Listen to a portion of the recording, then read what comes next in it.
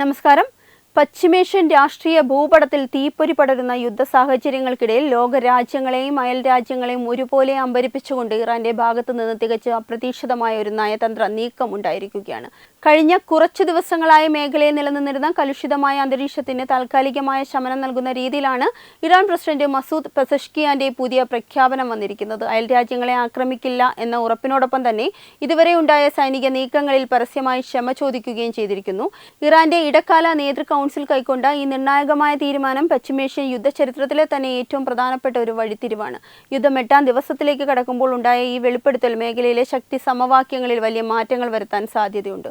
ശനിയാഴ്ച രാജ്യത്തെ അഭിസംബോധന ചെയ്തുകൊണ്ട് നടത്തിയ ടെലിവിഷൻ പ്രസംഗത്തിലൂടെയാണ് മസൂദ് പെസഷ്കിയാൻ ഇറാന്റെ പുതിയ സമാധാന സന്ദേശം ലോകത്തിന് കൈമാറിയത്. ഗൾഫ് രാജ്യങ്ങൾക്ക് നേരെ ഇറാൻ നടത്തിവന്ന ആക്രമണങ്ങൾ അവസാനിപ്പിക്കുകയാണെന്നും അയൽ രാജ്യങ്ങളോട് താൻ മാപ്പ് ചോദിക്കുന്നുവെന്നും അദ്ദേഹം വൈകാരികമായി തന്നെ വ്യക്തമാക്കി. സമീപകാലത്ത് ഇറാന്റെ മിസൈൽ ആക്രമണങ്ങൾക്കും ഡ്രോൺ ആക്രമണങ്ങൾക്കും ഇരയായ പ്രാദേശിക സർക്കാരിനോടും ജനതയോടും അദ്ദേഹം ഖേദം പ്രകടിപ്പിച്ചു. ഇറാന്റെ ഭാഗത്തു നിന്നുണ്ടായ നീക്കങ്ങൾ മറ്റു രാജ്യങ്ങളെ പിടിച്ചെടുക്കാനോ അധിനിവേശം നടത്താനോ ലക്ഷ്യമിട്ടുള്ളതല്ലെന്നും മറിച്ച് ഇസ്രായേൽ US സഖ്യത്തിൽ നിന്നുള്ള ഭീഷണികളെ നേരിടാനുള്ള പ്രതിരോധത്തിന്റെ ഭാഗം മാത്രമായിരുന്നു എന്നും അദ്ദേഹം വിശദീകരിച്ചു. അയൽ രാജ്യങ്ങളിലെ US സൈനിക കേന്ദ്രങ്ങൾ ലക്ഷ്യം വെച്ചുള്ള നീക്കങ്ങൾ അനിവാര്യമായ ഒരു പ്രത്യാക്രമണമായിരുന്നു എന്നാണ് ഇറാൻ പക്ഷം വ്യക്തമാക്കുന്നത്. ഇറാന്റെ ഈ പിൻവാങ്ങലിന് പിന്നിൽ വ്യക്തമായ ചില നിബന്ധനകളും പ്രസിഡന്റ് മുന്നോട്ട് വെച്ചിട്ടുണ്ട്. ഇറാനെ ലക്ഷ്യമാക്കി അയൽ രാജ്യങ്ങളിൽ നിന്ന് യാതൊരുവിധ ആക്രമണങ്ങളും ഉണ്ടാവരുതെന്ന് പെസഷ്കിയാൻ കർശനമായി പറഞ്ഞിട്ടുണ്ട്. ഇത്തരത്തിൽ അയൽ രാജ്യങ്ങളുടെ മണ്ണ് ഉപയോഗിച്ച് ഇറാനെ ആക്രമിക്കാൻ ശ്രമിച്ചാൽ അതിന് ശക്തമായ തിരിച്ചടി നേരിടേണ്ടി വരുമെന്നും അദ്ദേഹം സൂചന നൽകി. തങ്ങളുടെ ഭാഗത്തു നിന്നുള്ള ആക്രമണങ്ങൾ നിർത്തിവെക്കുന്നത് അയൽ രാജ്യങ്ങളിൽ നിന്ന് സമാനമായ സഹകരണം പ്രതീക്ഷിച്ചുകൊണ്ടാണെന്നും ഇറാന്റെ താൽക്കാലിക നേതൃത്വ സമിതി വ്യക്തമാക്കിയിട്ടുണ്ട്. മേഖലയിലെ സമാധാനം നിലനിർത്തുന്നതിന് പ്രാദേശിക രാജ്യങ്ങളുടെ കൂട്ടായ പരിശ്രമം ആവശ്യമാണെന്നും ഇറാന്റെ ഈ വിട്ടുവീഴ്ച മനോഭാവം സമാധാനത്തിലേക്കുള്ള വാതിൽ തുറക്കുമെന്നും അദ്ദേഹം പ്രത്യാശ പ്രകടിപ്പിച്ചു. ഗൾഫ് രാജ്യങ്ങൾക്കെതിരെ ഇറാൻ നടത്തിയ ആക്രമണങ്ങളിൽ വ്യാപകമായ അന്താരാഷ്ട്ര വിമർശനം ഉയരുന്ന സാഹചര്യത്തിൽ കൂടിയാണ് ഈ മാപ്പുപറച്ചിലെന്നത് ശ്രദ്ധേയമാണ്. അതേസമയം അയൽ രാജ്യങ്ങളോട് സമാധാനത്തിന്റെ ഭാഷയിൽ സംസാരിക്കുമ്പോഴും അമേരിക്കയ്ക്കും ഇസ്രായേലിനും എതിരെയുള്ള ഇറാന്റെ നിലപാട് ഒട്ടും അയഞ്ഞിട്ടില്ലെന്നും കൊളോണിയൽ ശക്തികളുടെ ധാർഷ്ട്യത്തിനു മുൻപിൽ ഇറാൻ ഒരിക്കലും മുട്ടുമടക്കുകയില്ലെന്നും പെസഷ്കിയാൻ ആവർത്തിച്ചു. ഇറാന്റെ ആയുധശക്തി കുറയുന്നുവെന്നോ രാജ്യം കീഴടങ്ങാൻ ഒരുങ്ങുന്നുവെന്നോ ആരെങ്കിലും കരുതുന്നുണ്ടെങ്കിൽ അത് വെറും മോഹം മാത്രമാണെന്നും അദ്ദേഹം ഓർമ്മിപ്പിച്ചു. ഞങ്ങൾ നിരുപാധികം കീഴടങ്ങുമെന്ന് സ്വപ്നം കാണുന്നവർക്ക് ആ മോഹങ്ങൾ ശ്മശാനത്തിലേക്ക് കൊണ്ടുപോകാമെന്ന ഇറാന്റെ പ്രസ്താവന പോരാട്ടവീര്യം ചോർന്നുപോയിട്ടില്ല എന്നതിന്റെ തെളിവ് കൂടിയാണ്. ഇറാന്റെ ഈ പെട്ടെന്നുള്ള പിന്മാറ്റത്തിന് പിന്നിൽ കൃത്യമായ ചില നയതന്ത്ര കാരണങ്ങളുണ്ടെന്നാണ് വിലയിരുത്തപ്പെടുന്നത്. US നാവിക വ്യൂഹം കരിങ്കടലിൽ വൻതോതിൽ തമ്പടിച്ചിരിക്കുന്ന സാഹചര്യത്തിൽ ഒരു വലിയ യുദ്ധത്തിലേക്ക് നീങ്ങുന്നത് ഇറാന് ദോഷകരമാകുമെന്ന് രാജ്യം തിരിച്ചറിയുന്നുണ്ടാകാം.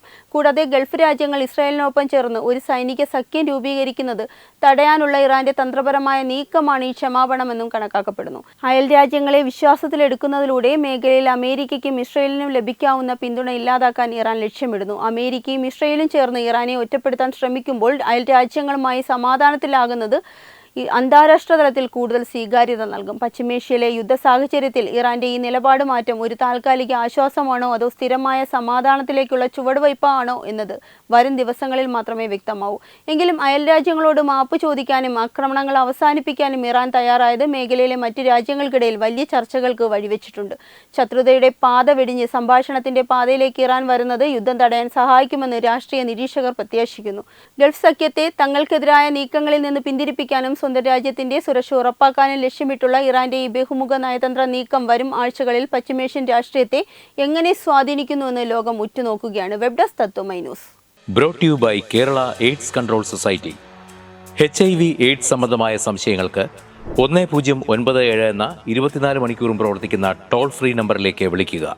വാട്സാപ്പിലും ഫേസ്ബുക്കിലും ഒക്കെ സ്റ്റാറ്റസ് അപ്ഡേറ്റ് ചെയ്യാറുണ്ടല്ലോ. HIV സ്റ്റാറ്റസോ HIV പിടിപെടാനുള്ള സാഹചര്യങ്ങളിൽ കൂടി അറിഞ്ഞോ അറിയാതെയോ കടന്നു പോയിട്ടുണ്ടാവാം. എന്ത് തന്നെയായാലും മുൻകൂട്ടി പരിശോധിച്ച് HIV സ്റ്റാറ്റസ് അറിയൂ.